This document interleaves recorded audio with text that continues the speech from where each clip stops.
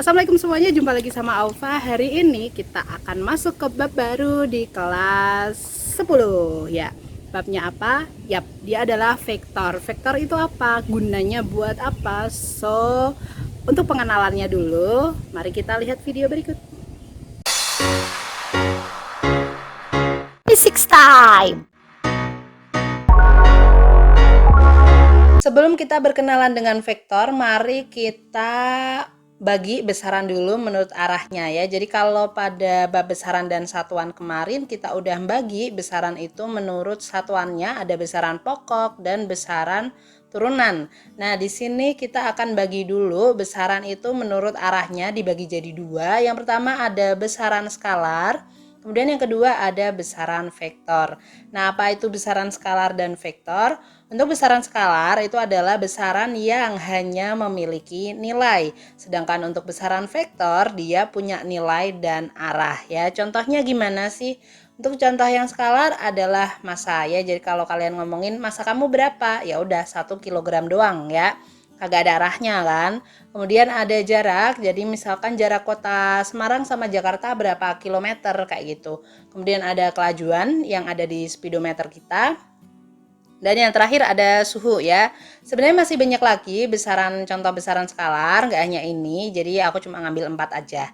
Nah, untuk besaran vektor contohnya apa? Contoh yang pertama adalah perpindahan. Contohnya misalkan nih, ada kapal dari Semarang beranjak dari Teluk berpindah menuju Pulau A yang ke arah selatan. Nah, jadi ada arahnya ya. Oke, berapa kilometer ke arah selatan. Kemudian ada berat ya, berat. Kalau massa tadi kilogram, kalau berat itu newton, arahnya selalu menuju pusat bumi kalau di berat bumi ya.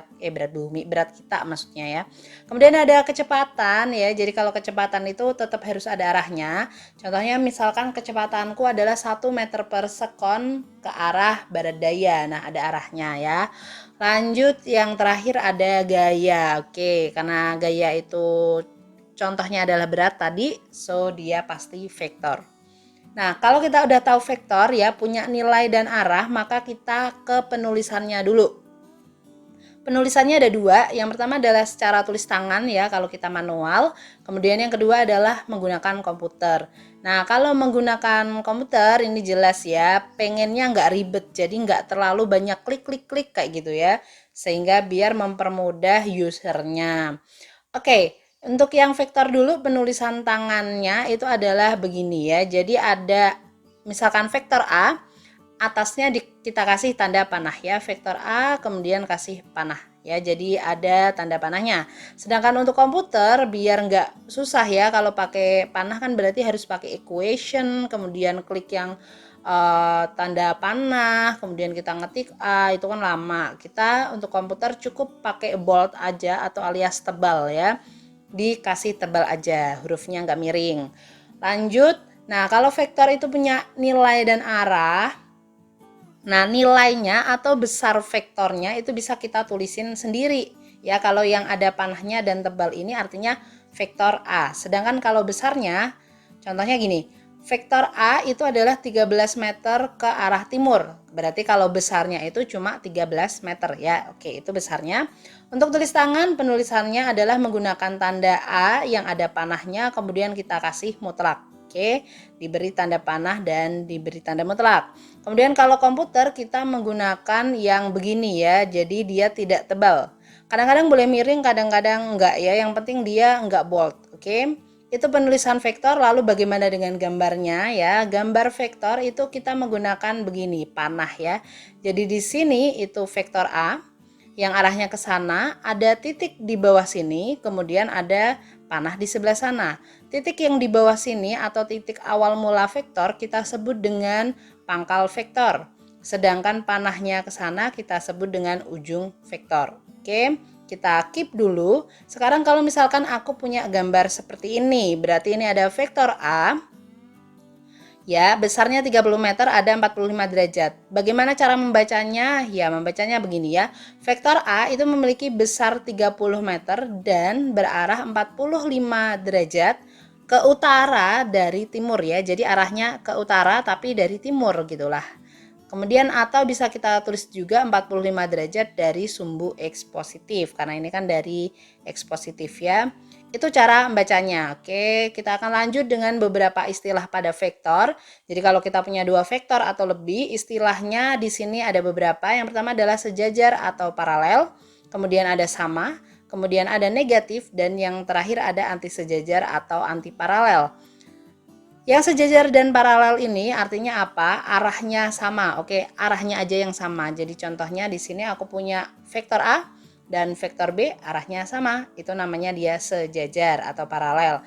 Kemudian kalau yang disebut dengan vektornya sama, itu nilai dan arahnya wajib fardu ain sama ya. Jadi si A-nya ke sana, C-nya ke sana, besarnya kalau ini 2 cm ya ini 2 cm kayak gitu.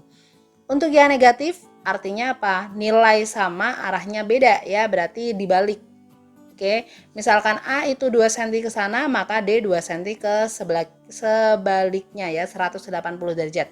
Sehingga D itu bisa kita sebut dengan minus A. Itu yang negatif. Kita lanjut ke yang anti sejajar, anti paralel ya. Anti sejajar atau anti paralel ini yang penting arahnya beda. Boleh nilainya sama atau nilainya beda ya, sehingga gambarnya kayak gini. Oke.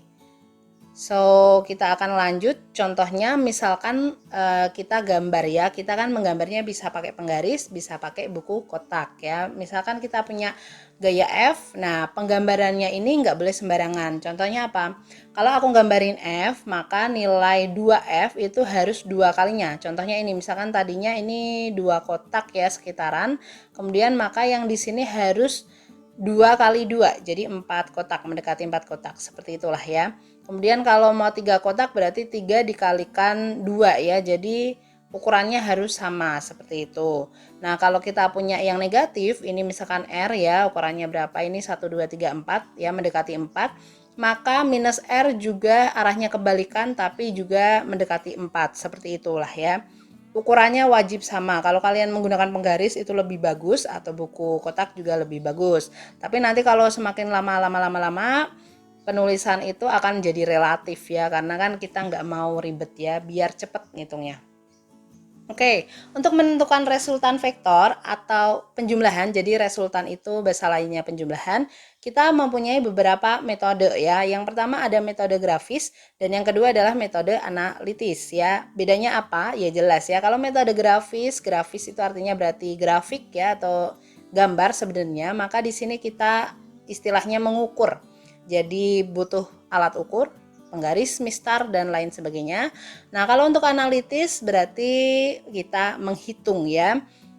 Ada gambarnya tapi nggak perlu alat ukur. Yang penting kalian tahu ukurannya. Ya, ukur juga ya kalau tahu ukurannya. Yang penting pokoknya kalau di soal udah ada ukurannya, kamu bisa ngitung kayak gitulah intinya. Nah, untuk metode grafis ini ada 3 buah metode. Yang pertama metode segitiga, metode jajar genjang, dan metode poligon. Untuk metode analitis ada 2. Yang pertama menggunakan rumus cosinus dan yang kedua adalah komponen vektor atau penguraian vektor. Untuk metode selanjutnya akan aku taruh di video selanjutnya biar videonya nggak panjang gitu ya. So, jangan lupa subscribe, like, and comment. See you next time. Assalamualaikum.